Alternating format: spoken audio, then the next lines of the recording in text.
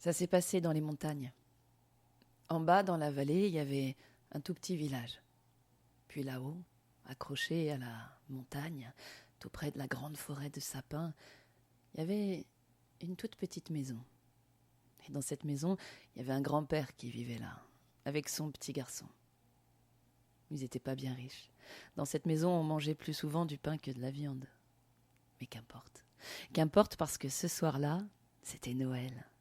Et le petit garçon, il s'était assis dehors contre le mur de la maison, une grande couverture sur les épaules, les pieds dans la neige, et puis il regardait les étoiles s'allumer l'une après l'autre.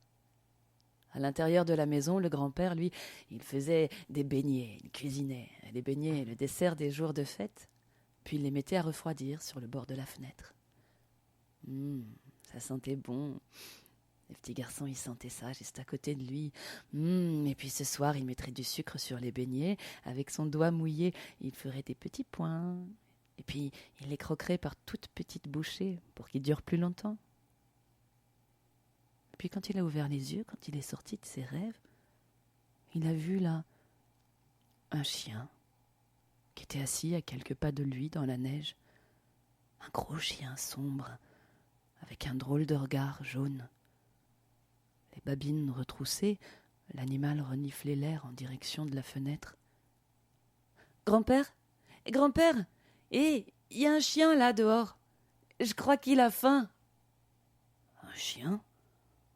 Mais d'où est-ce qu'il vient ce chien ? Il n'y a personne autour de nous. Oh, pauvre bête, il va crever, il fait si froid. Bah t'as qu'à lui donner un beignet. Donne-lui un beignet, ça sera son Noël. Alors le petit garçon a attrapé un petit beignet tout rond, encore tout fumant. Il l'a jeté à l'animal. Clac ! D'un bond, l'animal l'a saisi entre ses crocs et il a disparu dans les sapins. Grand-père, grand-père, tu m'entends ? Je crois que c'était pas un chien. On aurait dit plutôt un loup. Un loup ? Oh, Jésus-Marie-Joseph. Le grand-père, il s'est précipité sur la première arme qui lui tombait sous la main, là, dans la cuisine. Un balai. Et tout affolé, il est sorti sur le pas de la porte. Mais le loup, car c'en était un, avait déjà disparu dans la forêt.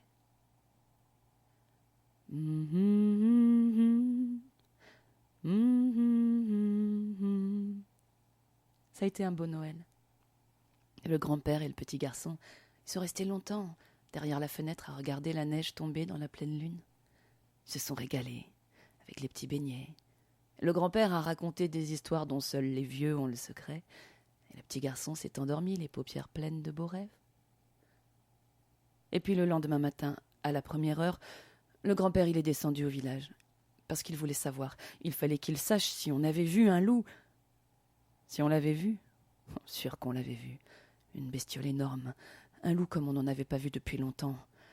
Chez l'Alphonse, il avait fait un carnage dans le poulailler. Et chez le vieux Louis, là-bas, près de la rivière, il avait égorgé 3 brebis. Pourtant, le vieux Louis, il avait sorti son fusil. Il avait visé, mais le loup était parti si vite. Puis le grand-père est remonté dans la montagne. Et pendant des jours, pendant des semaines, il a guetté. Oh, il n'avait pas peur pour ses poules ou ses moutons, il n'en avait pas. Mais vous savez bien, la peur du loup. Et puis le printemps est venu effacer les inquiétudes. Les oiseaux, les petites fleurs, les rivières qui chantaient en même temps que la neige fondait. Tiens, l'été était déjà là pour réchauffer les cœurs. Et si on voyait un loup, c'est qu'il était dessiné dans les nuages. L'automne est arrivé. On a rentré du bois dans les maisons. On a fait du feu dans les cheminées. Il fait si froid là-haut. Et puis l'hiver était déjà là. Avec le plus beau jour de l'année pour les enfants, Noël. Et cette année, dans la petite maison tout en haut de la montagne, c'était réveillon de roi, parce que l'Alphonse au village, il avait donné au grand-père une belle tranche de lard fumé. Alors le grand-père avait jeté le lard dans le bouillon, et il touillait ça au milieu des oignons et des carottes, et ça sentait bon. Et le petit garçon, il en salivait déjà, quand on a frappé à la porte. « Allons bon, il a dit le grand-père, mais qui c'est qui vient frapper là ? Dehors c'est la tempête, mais qui c'est qui s'est perdu ? Entrez !» La porte s'est ouverte sur un vagabond, un étranger, un grand jeune homme, maigre, avec des longs cheveux qui lui tombaient sur les épaules, un grand manteau sombre, une sacoche sur l'épaule. et un drôle de regard jaune. « Eh ben, mon jeune ami, si vous avez l'intention de dormir au chaud, s'agirait de fermer la porte derrière vous. Allez, rentrez, installez-vous, posez vos affaires, vous êtes le bienvenu. On sait ce que c'est, les vagabonds. Et vous avez de la chance, hein, ce soir, il y a du lard dans le bouillon. Quand il y en a pour 2, il y en a pour 3. » Le jeune homme a déposé ses affaires. Il a souri. Ça lui faisait une drôle de tête. Et puis, il est allé poser sur la table un paquet, une boîte entourée de papier journal. Et il a dit « C'est pour vous, ça, grand-père. Et c'est pour toi, petit garçon. Je suis pas là par hasard. C'est vous que je suis venu trouver. Je suis venu vous remercier. » Le grand-père, il a plissé les yeux. « Vous vous êtes trompé. Je vous connais pas, moi. Je suis peut-être vieux, mais j'ai encore toute ma tête, hein. Vous vous êtes trompé. C'est pas moi que vous êtes venu voir. Oh non. » Et le jeune homme, il a répondu « Si. Si. Mais évidemment, vous pouvez pas me reconnaître. Alors si vous voulez, je vais vous expliquer. Je vais vous raconter. » Le grand-père a fait un signe de la tête. Le jeune homme a tiré une chaise. Il s'est assis.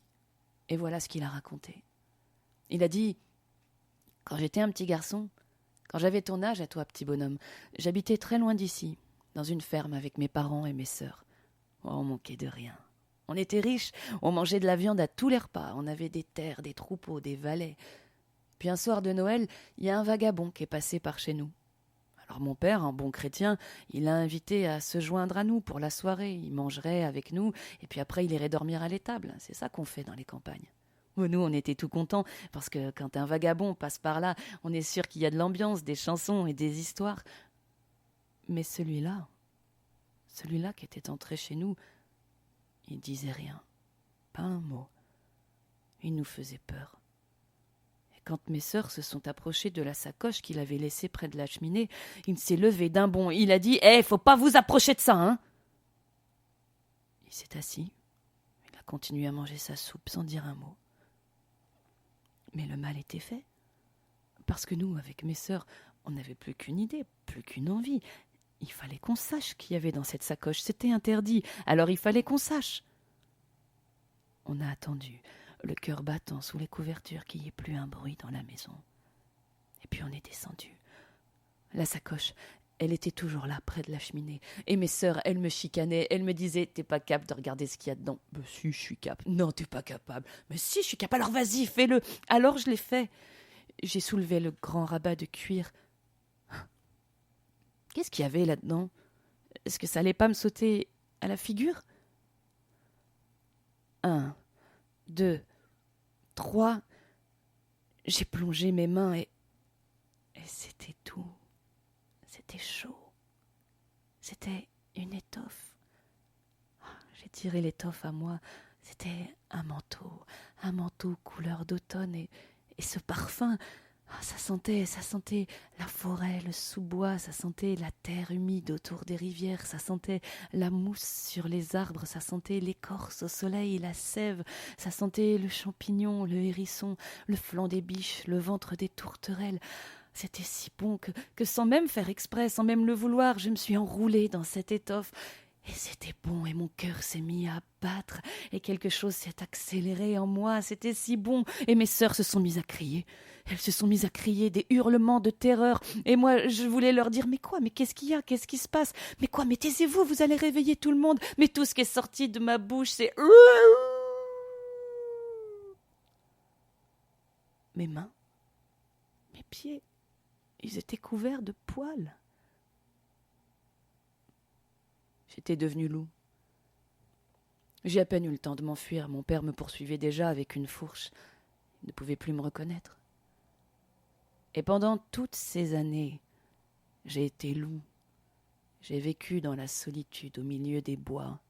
Il a bien fallu que je me rapproche des villages de temps en temps pour croquer une poule ou un mouton. Il fallait bien survivre. Mais pendant toutes ces années, j'ai cherché cet homme, ce voyageur, ce vagabond qui était passé par chez nous et par qui tout était arrivé. Et je l'ai retrouvé.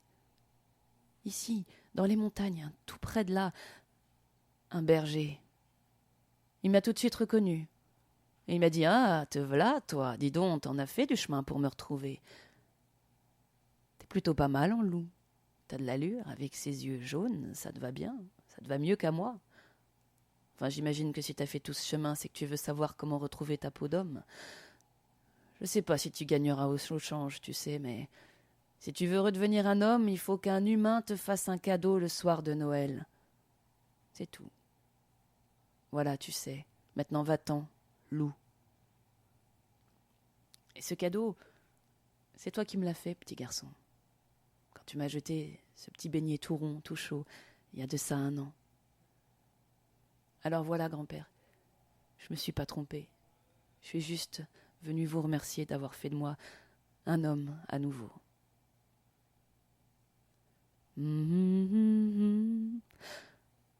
Ça a été un drôle de Noël. Le jeune homme et le grand-père, ils ont parlé longtemps, longtemps. Le grand-père a raconté ce qui se passait dans le pays. Puis il a sorti la bouteille d'eau de vie. Alors après, ils ont chanté des chansons, ils ont raconté des histoires. Il fallait qu'il réapprenne à rire, le jeune homme. Il avait oublié tout ça. Et quand on n'a plus entendu dans la cabane que le bruit des poitrines qui se soulevaient et le grand-père qui ronflait, le petit garçon est sorti de son lit.